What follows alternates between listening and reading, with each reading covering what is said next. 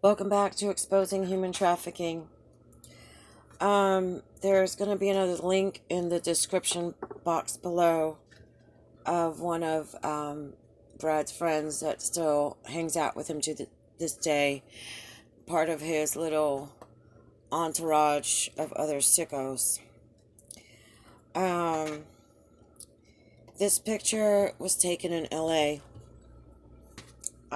Brad, after he had done Thelma and Louise, he got transferred from El Pollo Loco, supposedly this is what he said, to LA, different, I guess, I don't know, franchise, I don't know. It was a fast food fried chicken restaurant in California. He had been working at the one in Chatsworth, but he got moved over to the one in LA, and he was having a lot of auditions, and so he moved to LA with a bunch of other guys.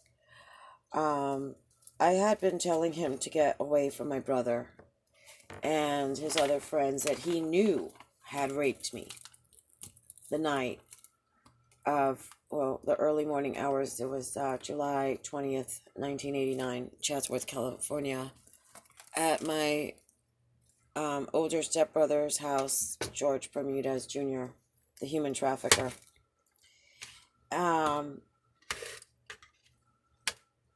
My older brother, or stepbrother, he was always threatening about Brad. He kept saying Brad was pretty. He acted like he hated him. And supposedly he knew, well, he told me he knew someone who did porn. He didn't tell me he was the porn person. That he had a job for Brad doing porn. So he wanted Brad Pitt to do porn movies.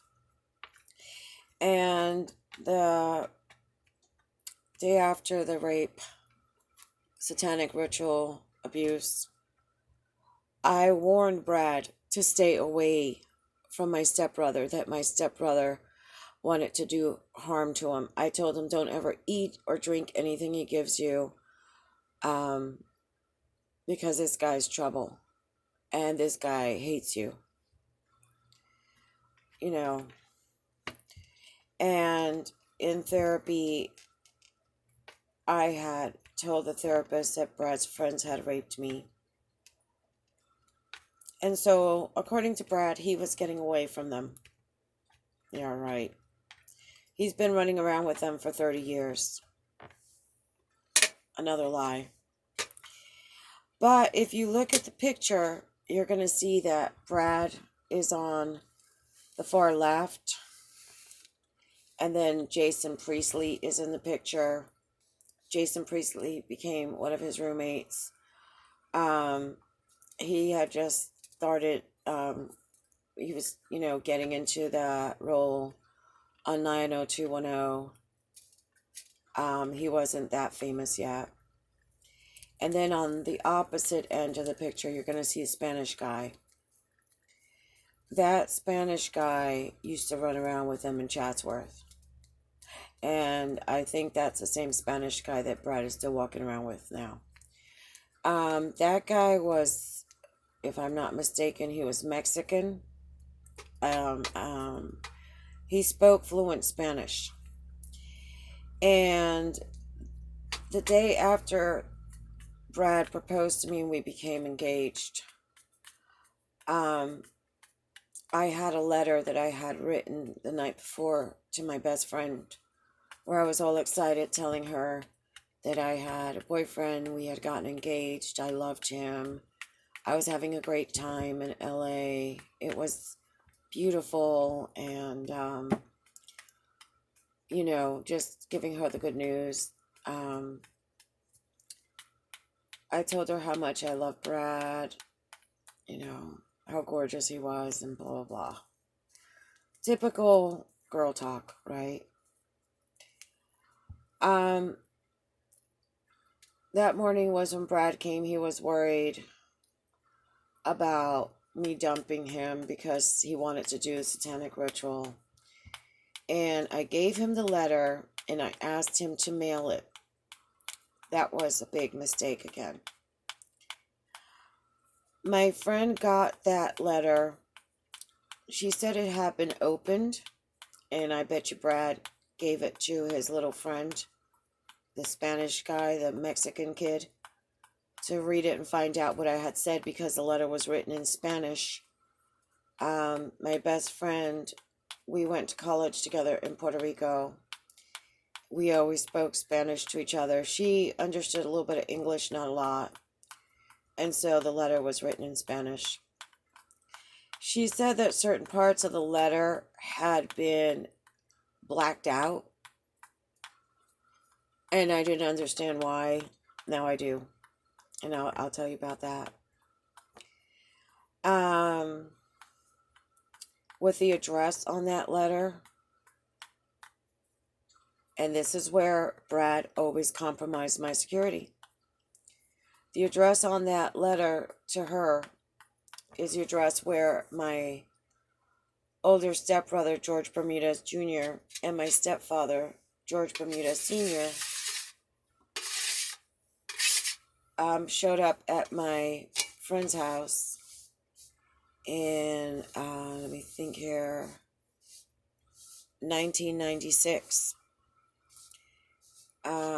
She was living with her mom. Most Puerto Ricans didn't move too much. So, a lot of people lived in the same house for years, if not their whole life. And they were able to find my best friend. They took my best friend out to the Condado, to some expensive hotel with a casino, and it had a bar and a disco and a restaurant right on Ashford Avenue. It was the Condado Plaza Hotel, which was one of the most expensive hotels in the Condado area. She said they had some glasses of wine, and she didn't remember the rest. The wine was spiked with whatever it was that they gave girls back then. I later found the porn online of my stepfather raping my best friend. My friend later went on to get married, and her husband sold a business. My stepfather had asked me about her, and I said, not knowing what had happened to her, right? And I said she had married this guy. They just sold their business. My stepfather sent someone to my best friend's house. This was in 2009. They tried to extort money from her. I lost contact with her. I didn't know what had happened to her. She had called me, I don't know, hysterical about porn. I didn't know what she was talking about. I could barely understand her. She got angry and she hung up. And then I lost contact with her. I couldn't get a hold of her. Back in 2019, I was able to get a hold of her husband.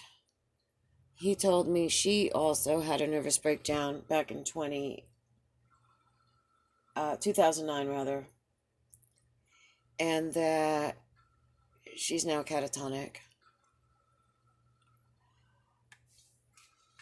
because I guess she couldn't handle the stress of having that trafficking going on, the illegal rape, the illegal porn, and now she was being extorted money. And my therapist and I are trying to figure out what exactly they put in these drinks, what kind of drugs that would cause this. And again, my friend never did drugs. She never has even had a cigarette. Very healthy, the most that we ever had when we went out was like a glass of wine or something.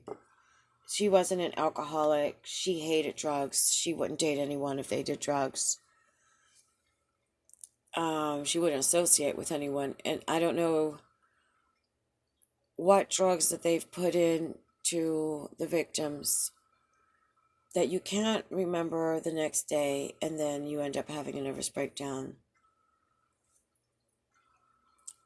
That picture with Brad, that the link is in the description box below, I warned him because he had a beer and his friends were drinking beer, and I warned him about drinking because my stepfather was an alcoholic and he abused me a lot when he was under the influence. He also did it sober, but when he became drunk, he became even more unhinged, more violent, and more sadistic. And he promised me, oh no, it's just beer, just because I'm with my friends, that's all. Brad later went on to become an alcoholic as well. He didn't learn by what I lived. As I've said before, Brad Pitt is all about Brad Pitt. He doesn't care about anybody. And if the tabloids are correct, his children have suffered a lot because of his drinking. He doesn't care. So, it just shows more and more how Brad was a willing participant of this group. How he played his role as a human trafficking boyfriend. They play good cop, bad cop. My older stepbrother pretended to hate me, or no, I don't think he pretended. I think he, in fact, does hate me, but he pretended to hate Brad. And then Brad was the sweetheart that would, kind of gaslight you and say, no, it's all right. No, it's going to be okay. No, it's not that bad. No, or I got it, this, I'm taking care of you, or whatever. The day after he brought, the day that he brought the groceries, my stepbrother rather, was complaining that we shouldn't be taking charity from people. I told him that I offered to give Brad money for the groceries that he surprised me with, but Brad didn't want to take them. When they did the ritual and they were taunting me at the end, after they had stabbed my uterus, after it had prolapsed from Alex Jones from InfoWars, raping me so hard after 50 people had gang raped me that night, they said that my stepbrother said he had given Brad $40 to bring me those groceries. And that Brad was in on it the whole time. So there you go. This is how human trafficking works. They play good cop, bad cop. One person is, the loving boyfriend or husband, fiance. They love you to death. While the other person is the agitator that hates you, the antagonist. And that's how they keep you confused. And they keep you in it, promising things like you're going to get married, or it's all emotional ties, trauma bonds. So go ahead and give it a thumbs up, comment down below, subscribe if you haven't, click that notification bell, and share so that there's not one more victim of human trafficking, and that other victims of this ring will know who they are, because they'll have similar stories, and maybe we can get these bad guys put away for real. Thank you.